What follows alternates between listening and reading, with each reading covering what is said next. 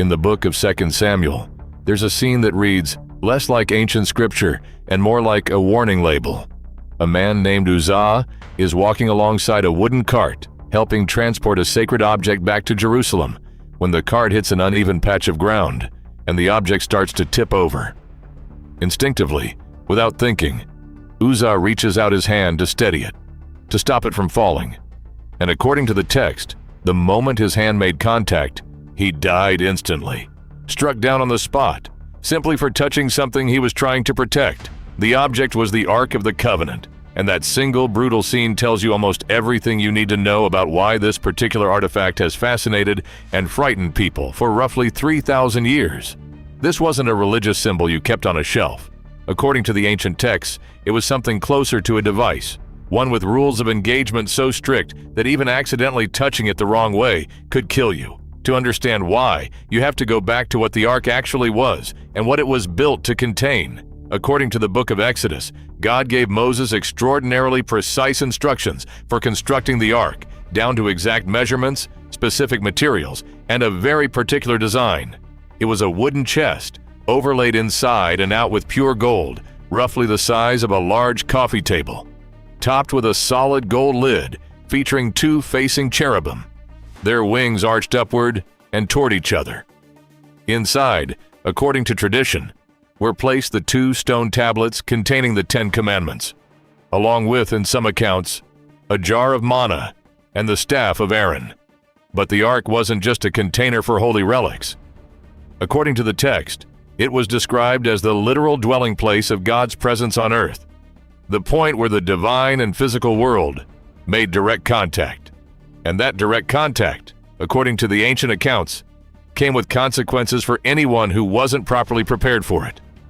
The rules surrounding the Ark, as described in the Old Testament, read almost like a technical safety manual rather than religious instruction. It could only be carried using long wooden poles inserted through gold rings on its sides, specifically so that no human hand ever needed to make direct contact with the object itself. Only members of a specific priestly family, the Levites, were permitted to transport it, and even they were required to cover it completely before moving it, so that no one, including themselves, ever laid eyes on it directly.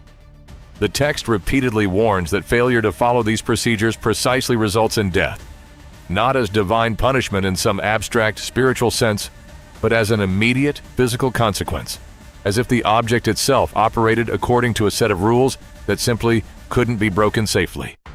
This is where some modern researchers and theorists have started asking a very different kind of question than the one religious scholars traditionally ask.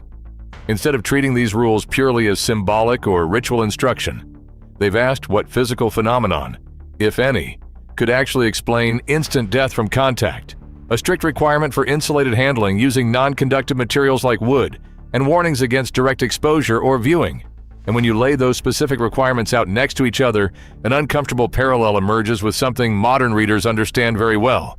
Electricity. Gold, the material covering nearly every surface of the Ark, is an excellent electrical conductor. Wood, the material required for the carrying poles, is an excellent insulator. Precisely the kind of material you'd want between a charged object and a human hand if you needed to move it without getting shocked.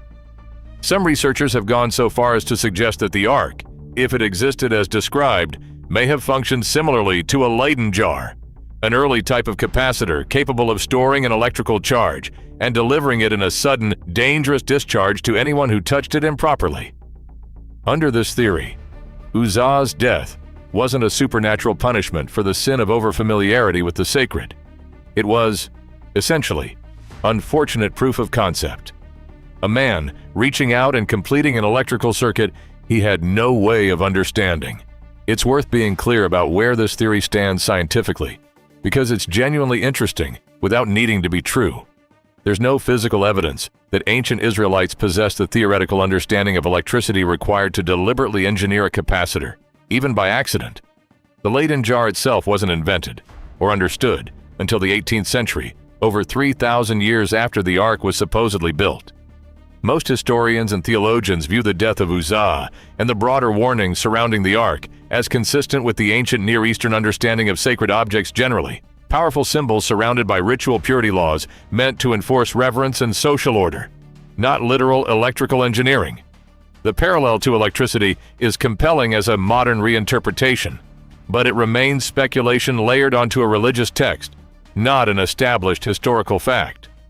What's genuinely undisputed, however, and arguably even stranger than the electricity theory, is what happened to the Ark after its documented use in the Bible. According to the historical record, the Ark was housed for centuries in the first temple in Jerusalem, built under King Solomon specifically to hold it in an inner sanctuary called the Holy of Holies, a space so sacred that only the high priest was allowed to enter, and even he only once a year.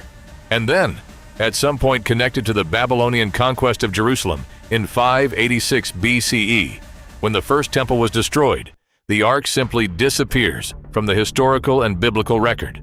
No account of it being captured. No account of it being destroyed. No mention of what specifically happened to it during the invasion.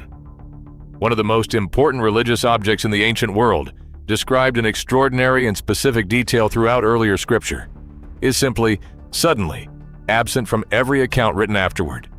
This silence has generated centuries of competing theories, each pointing to a different fate, and each with at least some circumstantial support worth taking seriously.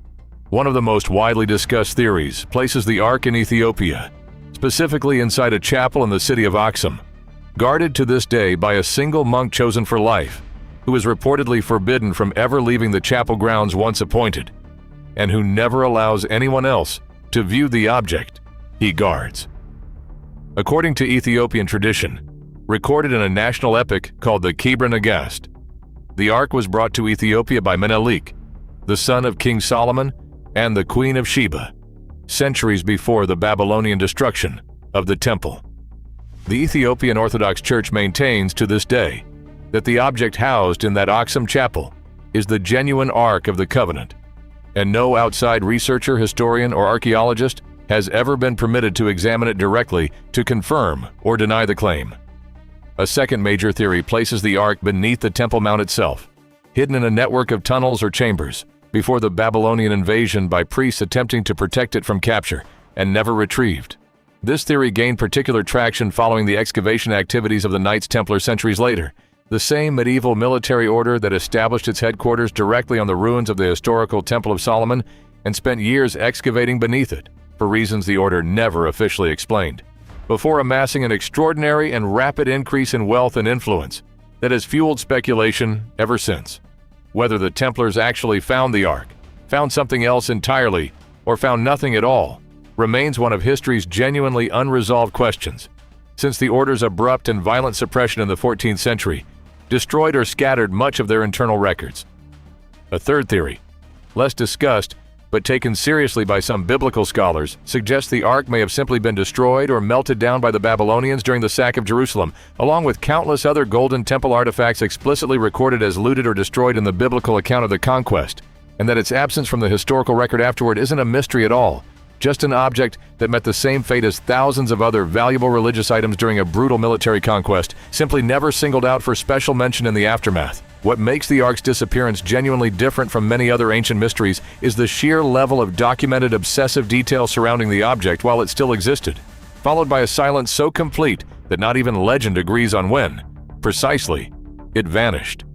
Ancient objects that fade from history usually do so gradually, mentioned less and less over generations, until they disappear from the record through simple neglect.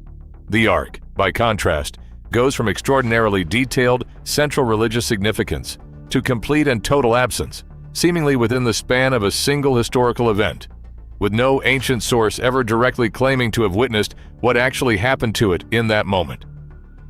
Modern searches for the Ark have ranged from serious archaeological expeditions to considerably less credible claims, and separating the two requires care. Legitimate archaeologists have conducted extensive excavation around, though never beneath, the Temple Mount itself, restricted by the immense religious and political sensitivity of excavating one of the most contested religious sites on Earth, a site sacred to Judaism, Christianity, and Islam simultaneously, where any unauthorized excavation risks not just academic controversy, but genuine geopolitical conflict.